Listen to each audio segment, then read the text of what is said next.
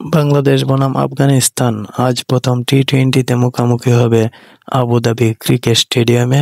খেলার বিবরণী জেনে নিন। এশিয়া কাপের ব্যর্থতার পর নতুন সিরিজে ঘুরে দাঁড়ানোর লক্ষ্য নিয়ে মাঠে নামবে বাংলাদেশ।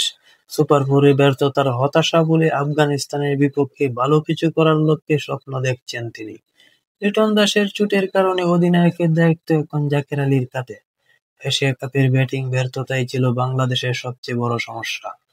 তাই আফগানিস্তান সিরিজের ব্যাটিং ইউনিটকে শক্ত করার দিকে জোর দিচ্ছেন জাকের। চ্যালেঞ্জ হলো নির্দিষ্ট দিনে ভালো খেলা। এশিয়া কাপে আমরা দল হিসাবে ভালো খেলতে পারিনি, এবার আমাদের পরিকল্পনা ব্যাটিং ইউনিট হিসাবে উন্নতি করা। যেহেতু আগের টুর্নামেন্টে ব্যাটিং নিয়ে ভুগেছি, তাই এদিকে বেশি মনোযোগ থাকবে। এশিয়া কাপে বাংলাদেশের যা একটু প্রাপ্তি তা সাইফ হাসানের ব্যাটিং।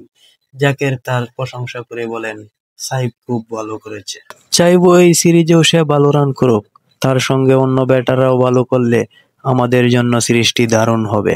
লিটনের জায়গায় দলে সুযোগ পাচ্ছে সৌম্য সরকার, তবে ভিসা জটিলতায় এখনও সংযুক্ত আরব আমিরাতে যোগ দিতে পারেননি তিনি। জাকের আশাবাদী প্রথম ম্যাচ থেকেই তাকে পাওয়া যাবে দলে। তিনি বলেন, ভিসা ইস্যু আছে, তবে বিসিবি দেখো ভালো করছে, আশা করছি দ্রুত সমাধান হবে এবং সৌম্য আমাদের সঙ্গে যোগ দিবেন। অন্যদিকে আফগানিস্তানের এই সিরিজকে দেখছে বিশ্বকাপ প্রস্তুতি অংশ হিসাবে। অধিনায়ক রশিদ খান বলেন, আমরা সব সময় জয়ের জন্য খেলি। এশিয়া কাপে হেরেছি, তবে ভুল থেকে শিখেছি। এই সিরিজ বিশ্বকাপের জন্য বড় সুযোগ। প্রতিটি ম্যাচেই কম্পিটিটিভ, তাই এখানে মজা করতে আসিনি। রশিদ আরও যোগ করেন, অন দ্য ফিল্ড পারফরম্যান্স নির্ভর করে অফ দ্য ফিল্ড মেনটেন্যান্সের উপর।